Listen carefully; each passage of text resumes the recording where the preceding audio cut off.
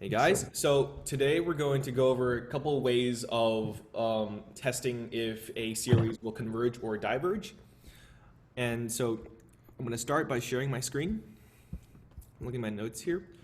So in this week, in today's playlist, Tom first goes over like just kind of reviews what the integral test is. So basically, um, given a if an integral converges, then the series also converges, and it's based off the concept that the series would be an underestimate of the integral. So if the integral converges, then the series would have to converge. Then if an integral diverges, then the series would also diverge, and that's based off the concept that since the series is an overestimate of the integral, if the integral it diverges, then the series would have to be bigger, therefore also diverging. In other words, the series behaves the same way as the representative functions. And here we have something called the limit comparison test. So the nature of this is that if we have a couple if we have a couple sequences that are very, very closely related, then we can use that relationship to sort of help us figure out if one of if the related sequences are going is going to converge or diverge. So the base one here is 1 over n squared. 1 over n squared is, we know that it converges because of the integral test. Now if we look at 1 over n squared plus 1, each term is very similar to the term in green, but they're all the values are slightly smaller. So if the green converges, then all the terms are slightly smaller, then the red would also have to converge. But on the other side, on the other hand, if every term is larger, then we can't say for sure if the series is going to converge or diverge. So we would have to take an extra step, and here what we would use is the limit comparison test approach. So basically, calling the original function b of n and the series and the sequence in question a of n, we can plug that into this function, plug that into this limit here, and see what the ratio is between them. And if c is bigger than 0, then both the behavior of an and bn are going to be the same. So in this example here, since bn converges, then an also has to converge because c is greater than 0. I have a question. Yep. We'll have two. So one, is it particular which one's on top and on bottom? So I'm Um, pretty sure bn is the original one, so it's mhm. always gonna have the original sequence that we know the behavior of is going to be on the bottom. Okay. And then my question's about the relationship. So B is B dependent on A, so whatever A converges or diverges to, that's what the result of B is. A is dependent on b, so Okay. because b is the Yeah, yeah. original. Yes, that makes sense. Yeah, yeah. Yeah. Okay. Okay. And then next we Hey, have I have a question. hmm. I have a question. So if we if we use like the other comparison test, don't we already know if bn is the bn is the original and then an is the like simpler one? An is like the modified version of the original. So like if bn is n squared minus or 1 over n squared minus 1 and No, then a BN would is be 1 over one n It's over squared. n 1 over squared. n squared. Okay. But Yeah. if we already know the behavior of 1 over n squared, why do we need like, you know what I mean? Like with the other tests, we can tell what the behavior is. Because all the terms in an are bigger than bn, so even though bn converges, we can't say for sure if an is going to converge Oh, because all the terms are bigger. If all the terms are smaller, then we know for sure that also converges. But since it's all bigger, we don't know Mhm. Oh, if where or if it's going to converge. right. okay. Yeah. Okay. So um, next we have the ratio test.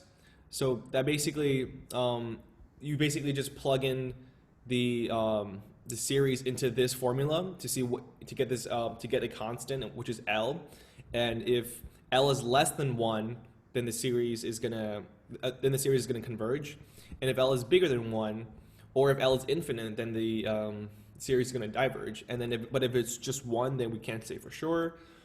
And then the last I have one. a question. Mhm.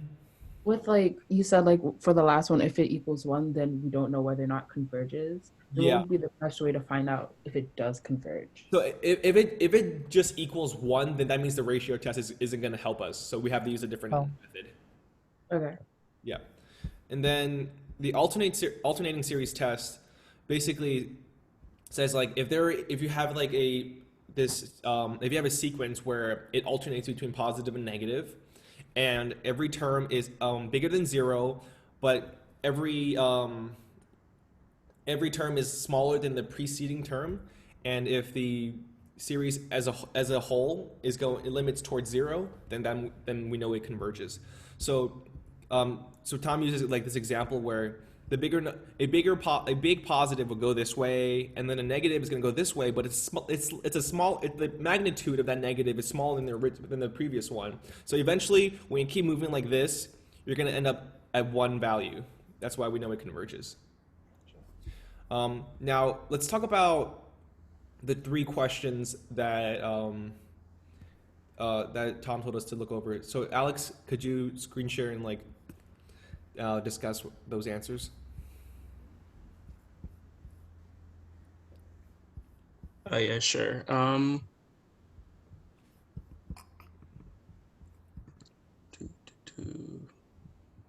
Okay. So yeah, these are I don't know if this is blocking on our screen too. So yeah, these are the 3 questions that we went over.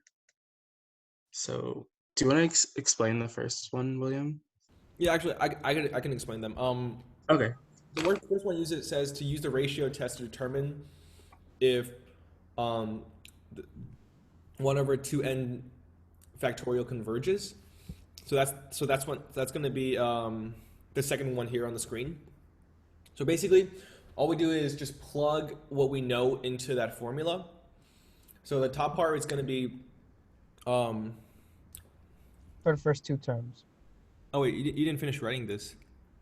I Okay, think it's fine. it doesn't matter. Okay, so the top part's going to be 1 over 2n plus 1 over 2 times n plus 1 factorial, and the bottom piece is going to be 1 over 2 times n factorial. And if we just plug in the first term, we're going to get 1 over 4 factorial. Can you write that? Oh yeah, sure. 1 over 4 factorial. Divided by Let's do wait, this no, really janky. wait, not 1 over 4 factorial. No, Yeah, that's 1 right. over 4 factorial divided by 1 over 2 factorial. Yeah. Wait, say that again? No, yeah, over. No, that was right. That was right. Yeah. 1 over Oh. 4 factorial over 1 over 2 factorial. Yep. Over 1 over 2 factorial. Yeah, and factorial. that's going to simplify to 1 over 24 divided by 1 over 2.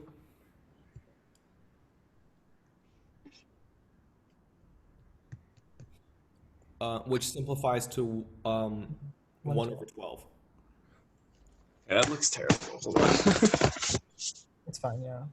Simplifies to 1 over 12. There we go. And then, yeah, and then referring back to the ratio test, since L, in this case, That's 1 over 12, is less than 1, then we know that this is going to converge. And then the second one, use the limit comparison test to determine if 1 over n to the third minus 4 converges.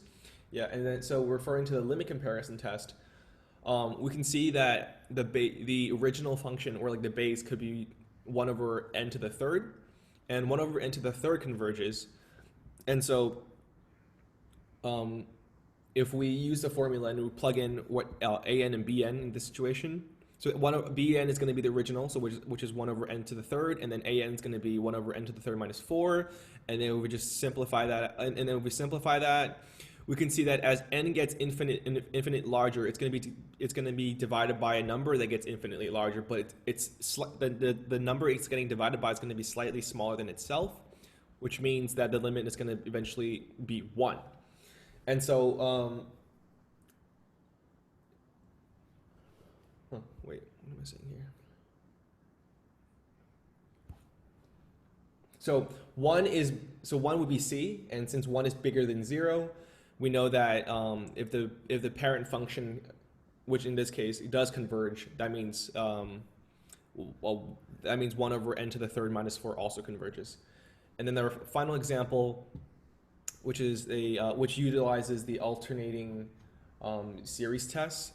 So as we can see, if we plug in values here, we'll get these numbers, and if we examine the behavior of this pattern, all these numbers are greater than 0, but each proceeding term is smaller in magnitude than the preceding. So and then as the denominator gets infinitely large, it's going to be 1 divided by the infinitely large number, which means the limit of this whole series is going to be 0. So because of that, all the conditions qualify, which tells us that the series is going to converge. Mhm.